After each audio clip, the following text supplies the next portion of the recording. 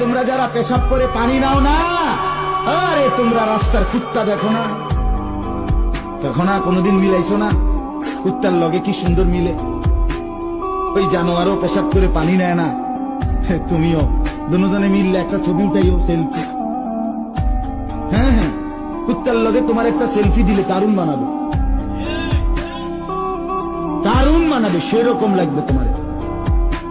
জনসা একটা ছবি দিয়া কমেন্টস জানাইবা দেশবাসীকে, আমাদের দুই জানোয়ারকে কেমন লাগতেছে।